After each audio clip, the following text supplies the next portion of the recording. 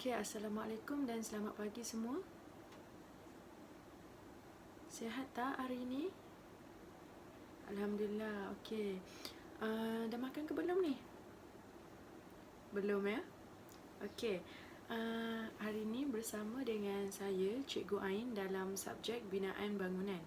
Okey, siapa tahu hari ini kita nak belajar tentang apa? Tak tahu eh? Okey, kalau saya cakap bahan binaan, apa yang awak tahu dalam bahan binaan? Okeylah, kalau macam tu, awak tengok gambar yang saya paparkan dekat depan. Okey, apa yang awak semua nampak dekat gambar yang saya tunjuk ni? Rumah, bangunan, office. Nampak macam office ke? Rumah belum siap. Ya betul, rumah belum siap. Okey. Apa yang kamu sebut semua tadi, rumah, bangunan, rumah belum siap, bahan apa yang digunakan dalam semua yang awak sebut tadi? Simen, batu. Okey, lagi? Air, ya, lagi? Okey. Jadi semua dah dapat gambar ke apa yang kita nak belajar hari ni? Alhamdulillah, boleh Okey, apa yang kita nak belajar hari ni? Okey, hari ni awak boleh tengok saya punya slide yang saya paparkan dekat depan. Okey, hari ini kita nak belajar tentang konkrit, iaitu 4.1 bahan konkrit. Okey, sebelum saya mulakan pengajaran hari ini, saya nak kamu semua keluarkan buku teks, buku nota untuk salin nota tentang bahan konkrit ni. Sebab kamu akan guna topik ni nanti masa kerja amali kamu. Okey? Okey, jadi semua bawa buku teks ya? Okey, selain saya dah ringkaskan nota dekat depan, jadi kamu juga boleh rujuk dekat buku teks. Okey, boleh take note sebab pembelajaran hari ni kita akan gunakan pada kelas amali nanti. Saya tak nak nanti kelas amali ada yang masih belum faham tentang bahan konkrit. Ya. Okey.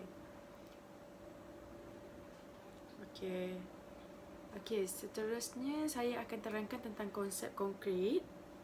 Okey, konsep konkrit merupakan bahan yang dihasilkan daripada simen, batu bau halus, batu bau kasar dan air yang dicampurkan pada nisbah campuran yang ditentukan. Okey, untuk konsep konkrit ni, saya nak kamu semua faham bahan apa yang kita gunakan untuk dapat bancuhan konkrit yang sempurna untuk digunakan mana-mana dalam pembinaan. Okey, jadi kita mesti kena faham simen ada berapa jenis, simen mana yang kita perlu gunakan. Okey, batu bau halus, batu bau kasar itu macam mana? Apa perbezaan batu bau halus dan batu bau kasar? Okey, kemudian nisbah. Nisbah mana yang kita perlu gunakan? Maksudnya nisbah mana yang paling sesuai untuk pembinaan di sini? Nisbah mana yang kita perlukan yang paling sesuai untuk digunakan kalau kita buat pembinaan dekat dengan laut? Okey, nanti saya akan terangkan kepada next slides, okey? Okey, jadi tolong take note pada jenis-jenis simen, jenis nisbah, batu bau halus, batu bau kasar, sebab nanti pada kelas amali kamu semua kena buat sendiri. Okey. Saya nak nanti kelas amali kamu rujuk nota yang kamu buat. Kamu tulis sebab kamu je faham nota yang kamu tulis. Okey. Okey, seterusnya. Okey, sekarang ni saya akan terangkan jenis-jenis nisbah. Jenis-jenis nisbah ni ada 4. Okey. Yang pertama adalah 1 nisbah 3 nisbah 6, iaitu grade 15. Okey, saya nak terangkan tentang jenis-jenis nisbah ni. Jenis yang pertama, 1 adalah simen. Yang 3 yang tengah adalah pasir. Dan yang 6 yang hujung adalah batu bau kasar campur dengan batu bau halus. Okey, sekarang ni kamu mesti kena ingat, yang pertama simen, yang kedua pasir, yang ketiga batu bau halus campur batu bau kasar. Okey, tulis ya semua. Nanti masa kelas amali jangan lupa yang ni. Sebab nisbah saya tak nak nanti ada orang tanya, cikgu nisbah yang ni kena guna berapa, cikgu yang ni kena guna berapa. Saya tak nak macam tu ya. Okey, jenis-jenis nisbah ni ada 4. Okey, yang pertama adalah 1, nisbah 3, nisbah 6, iaitu grade 15. Nisbah ini sesuai digunakan untuk lantai tanpa tertulang dan konkrit jisim. Okey, nisbah yang kedua 1, nisbah 2, nisbah 4, iaitu grade 20. Nisbah ini sesuai digunakan untuk konkrit bertertulang seperti struktur berkerangka, tiang dan rasuk. Macam kamu yang lihat gambar yang saya paparkan pada awal tadi, ada tiang, ada rasuk, itu digunakan nisbah nombor 2. Okey. Yang ketiga, 1 nisbah 1,5, nisbah 3, iaitu grade 25. Nisbah ini sesuai digunakan pada tangki air dan takungan air. Maksudnya kalau kamu tengok pembinaan tangki air, itu digunakan dengan nisbah nombor 3. Okey, yang keempat adalah 1 nisbah 1, nisbah 2, iaitu grade 20. Nisbah ini sesuai digunakan pada konkrit pratugasan. Okey, kamu semua mesti kena faham jenis-jenis nisbah ini. Ada 4 jenis. Okey, sekarang ni saya bagi masa 5 minit untuk kamu faham tentang konsep dan jenis-jenis nisbah.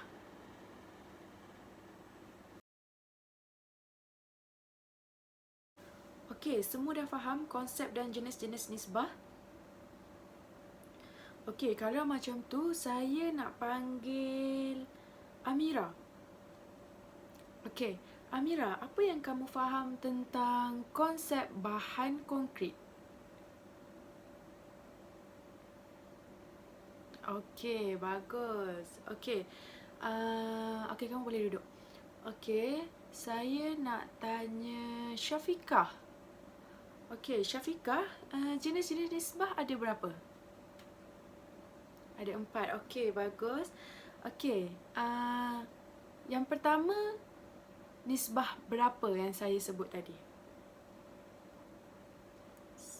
Okey, bagus. Okey. Kolom yang okey, Syafiqah, kolom yang pertama untuk kategori apa? Okey, kolom yang kedua? Okey, kolom yang ketiga? Okey, bagus. Maknanya kamu semua catat apa yang saya tulis. Okey, okey Syafiqah boleh duduk.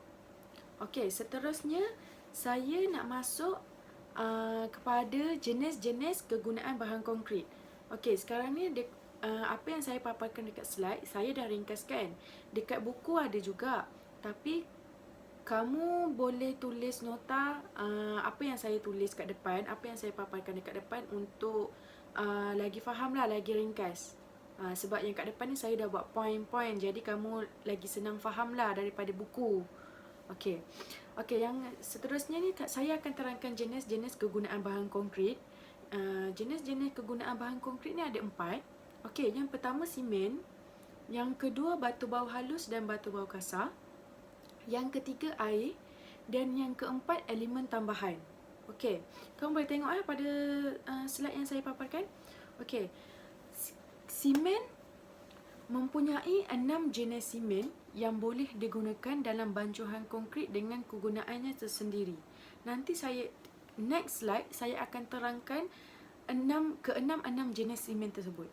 Okey, yang kedua batu bau halus dan batu bau kasar. Batu bau halus dan batu bau kasar ini mempunyai saiz yang berbeza pada setiap fungsi, setiap sendirilah. Maksudnya batu bau kasar ada saiz dia sendiri, batu bau halus ada saiz dia sendiri dan mempunyai fungsi yang berbeza. Batu bau halus dan batu bau kasar fungsi yang berbeza, bukan fungsi yang sama. Jadi kamu kena faham, nanti masa kelas amali kamu tak boleh ambil je yang mana kamu nak guna. Mesti kena ikut bahan dan fungsi dia untuk mendapatkan konkrit yang sesuai, konkrit yang bagus. Okey. Yang ketiga adalah air. Air ini adalah satu tindak balas untuk keboleh kerjaan dengan mengikut nisbah yang ditetapkan. Okey, maksudnya kat sini air ni tadi dalam nisbah yang saya sebut tak ada air kan. Jadi air ni kegunaan dia untuk keboleh kerjaan. Jadi semasa kamu bancuh konkrit nanti, kamu tuang air tu kamu tak boleh tuang banyak terus. Okey, kamu kena tuang sikit-sikit sampai kamu dapat kejelekitan bahan konkrit tu, kejelekitan konkrit tu sangat sesuai dengan pembinaan apa yang kamu nak lakukan. Maksudnya tak terlalu lembik, tak terlalu keras. Okey. Okey, yang ketiga adalah elemen tambahan.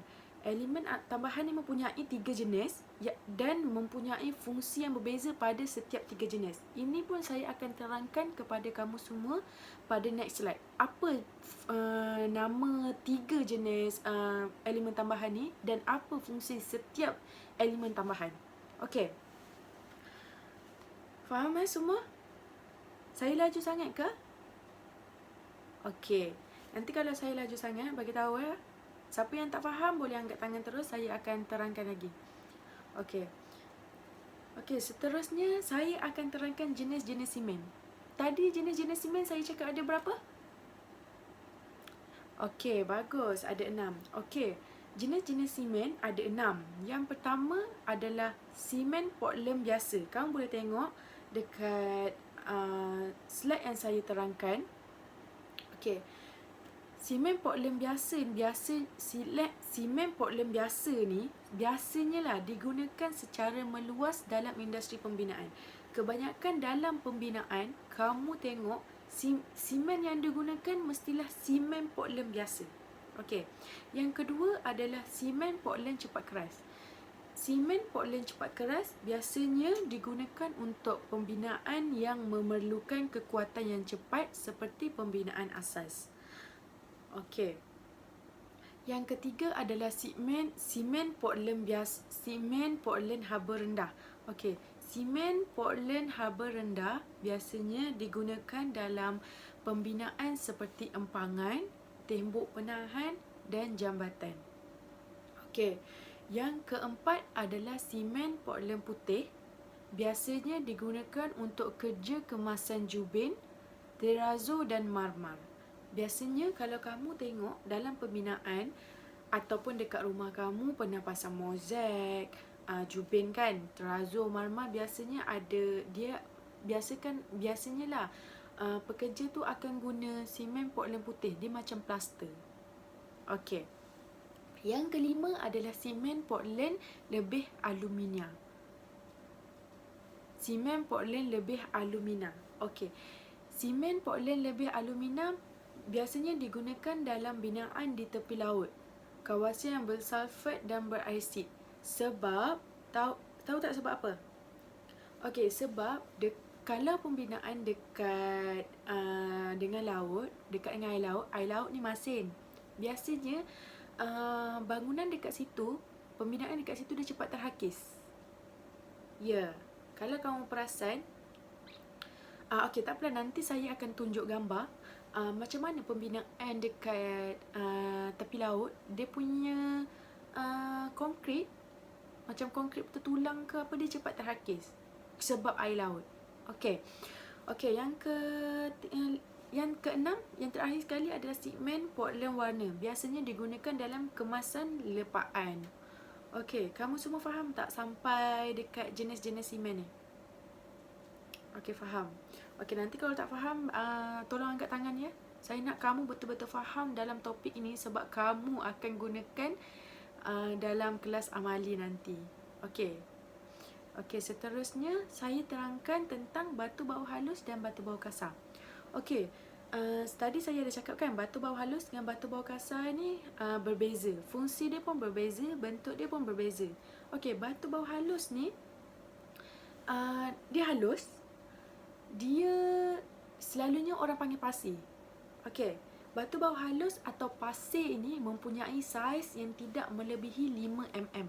Maksudnya dia terlalu kecil lah, macam pasir yang kamu nampak kan. Okey, ia boleh didapati di sungai, lombong atau kuari? Siapa pernah pergi kuari dekat sini?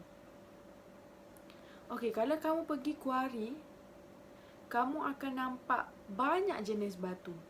Ada yang paling halus, ada yang paling besar, ada yang sederhana. Jadi kamu kena bezakan sama ada itu adalah batu bau halus atau batu bau kasar.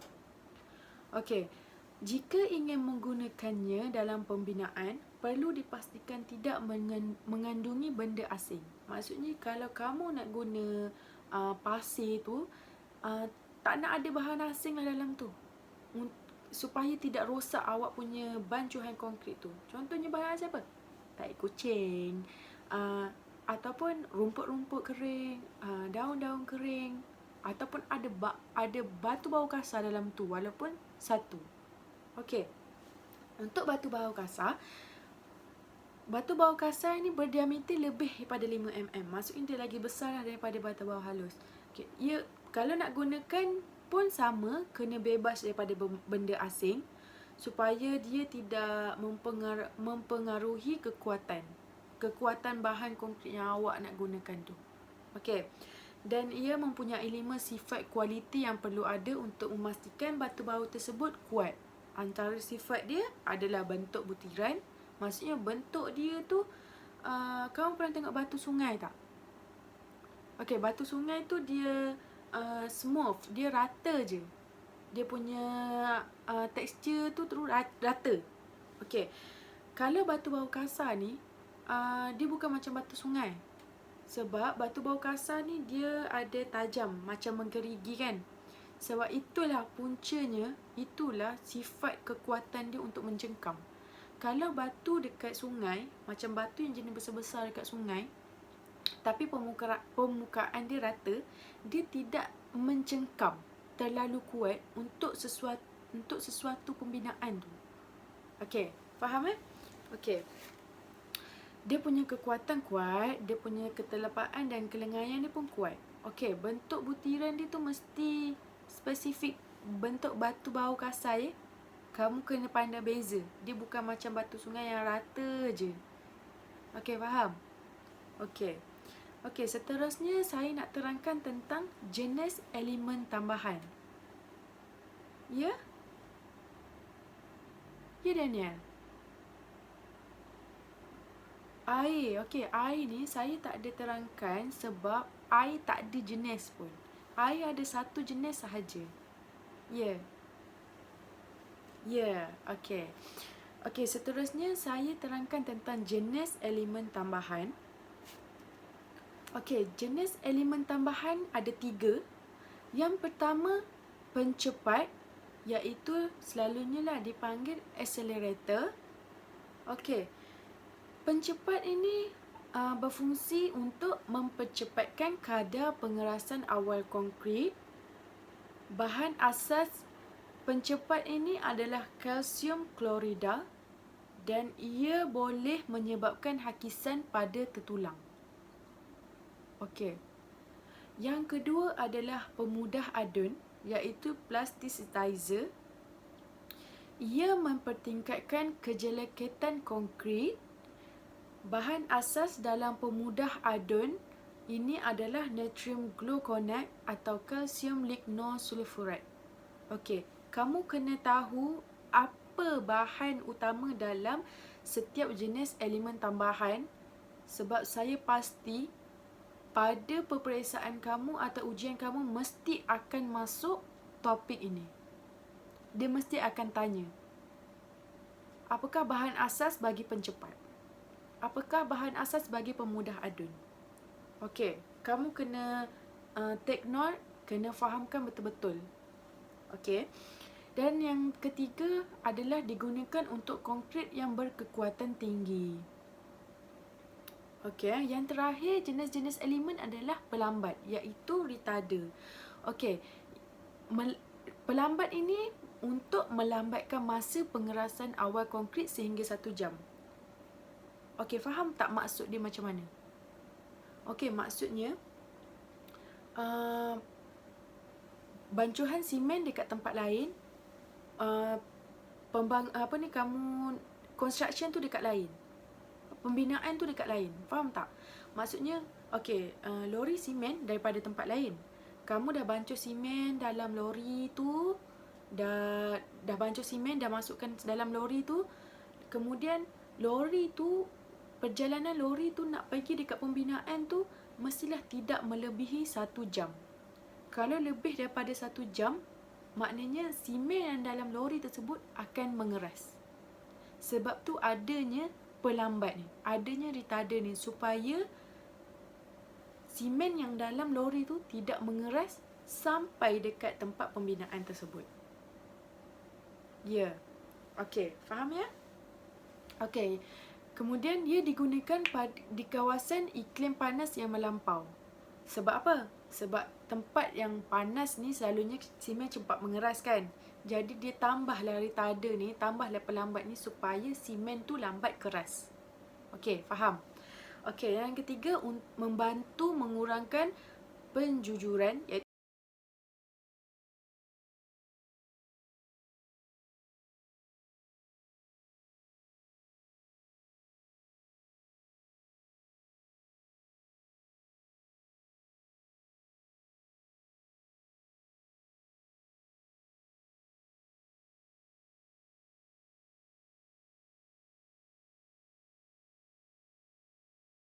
kamu semua faham apa yang saya terangkan tentang jenis-jenis dan kegunaan bahan konkrit? Okey, saya nak kamu semua faham keempat-empat jenis dan kegunaan bahan konkrit tersebut. Yang pertama adalah simen, yang kedua adalah batu bau halus dan batu bau kasar, yang ketiga adalah air, dan yang keempat adalah elemen tambahan.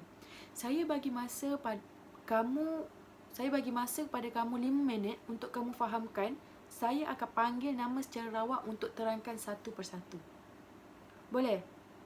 Okey, mulai pada sekarang, fahamkan jenis-jenis dan kegunaan bahan konkrit tersebut.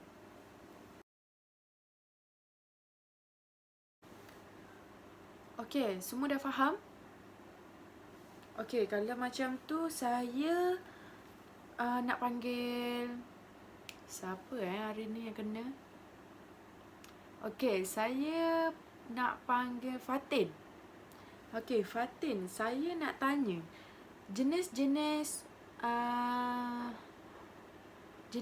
batu bau ni ada berapa? Okey, apa perbezaan batu bau halus dan batu bau kasar?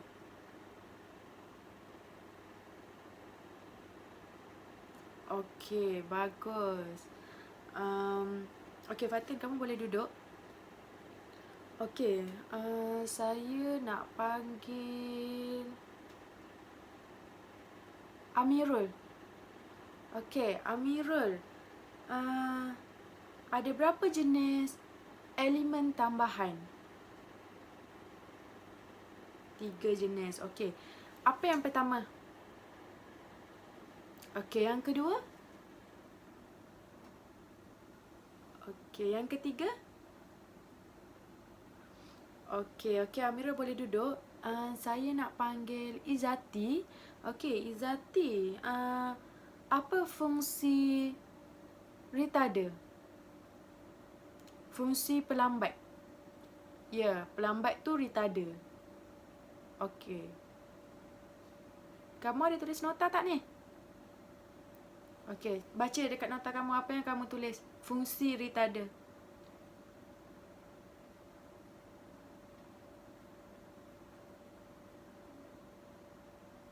Okey, bagus. Terima kasih. Okey, maksudnya kamu semua faham apa yang saya ajar hari ini. Jadi, saya nak kamu balik, kamu jangan terus tinggal. Kamu terus tak baca. Saya nak kamu ulang kaji sebab pada kelas amali nanti, saya tak nak kamu lupa apa yang saya ajar pada hari ini.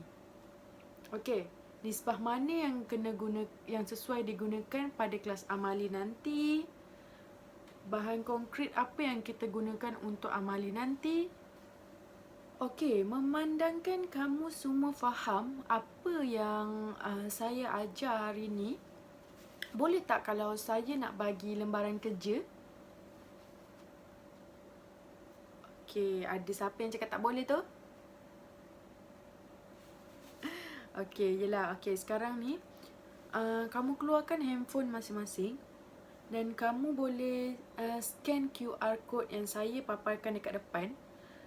Dalam QR code tersebut ada lembaran kerja. Okay, saya nak kamu buat lembaran kerja tersebut sekarang sambil berbincang.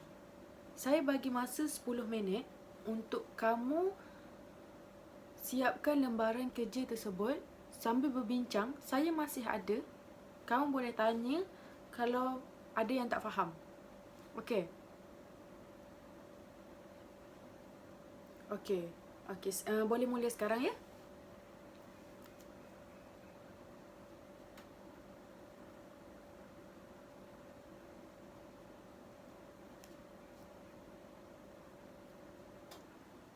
Okey, lembaran kerja ni saya suruh awak buat ni untuk latihan pengukuhan ni supaya awak sentiasa ingat.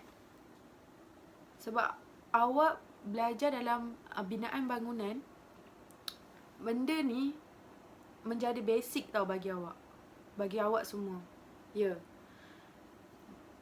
Kalau awak bagi praktikal ke nanti, awak sama belajar ke nanti, bahan konkret ni dah jadi satu basic. Maksudnya bila orang tanya je awak terus dapat tangkap. Okey. Jadi tolong siapkan lembaran kerja tu sekarang sambil berbincang ya. Apa yang tak faham boleh tanya saya. Saya masih ada dekat sini. Ya. Elemen tambahan tu kamu boleh pilih salah satu. Kan saya minta salah satu dekat situ untuk terangkan jenis-jenis elemen tambah. Jadi kamu boleh pilih salah satu je lah.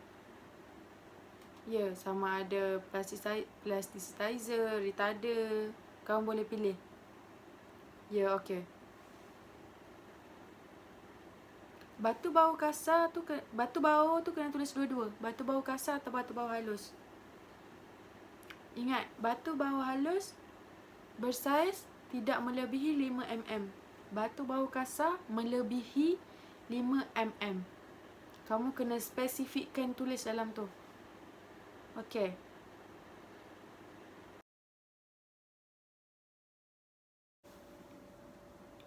Okey. Semua faham tak apa yang saya ajar hari ni? Semua faham tak pembelajaran dan pengajaran pada hari ini? Okey, kalau semua faham tentang topik bahan binaan, iaitu bahan konkret yang kita belajar hari ini, saya nak panggil Siti cuba terangkan konsep bahan konkret yang saya terangkan tadi mengikut kefahaman awak sendiri. Okey. Okey, bagus. Okey, kamu boleh duduk, Siti. Okey, yang kedua saya nak panggil Alia. Okey, jenis-jenis bahan konkret ada berapa? Jenis-jenis bahan yang kita gunakan dalam bahan konkret. Okey. Okey, maknanya kamu semua faham apa yang saya ajar hari ni. Kalau ada apa-apa yang tak faham, tolong tanya sebelum kelas amali. Sebab saya tak nak nanti masa kelas amali, saya terpaksa kena terangkan lagi tentang bahan konkret ni. Nanti dah mengambil masa untuk awak buat kerja amali. Okey. Okey, jadi semua dah beri perhatian pada hari ini tentang pengajaran, tentang bahan konkret ni. Jadi saya nak bagi lembaran kerja untuk kamu siapkan di rumah untuk jadikan sebagai kerja rumah kamu. Saya akan edarkan, kemudian hantar pada next class. Okey? Okey, buat tu kalau ada yang tak faham boleh berbincang dengan kawan. Okey. Okey, itu saja kelas pada hari ini. Terima kasih dan Assalamualaikum warahmatullahi wabarakatuh. Jaga kesihatan semua. Okey, sama-sama.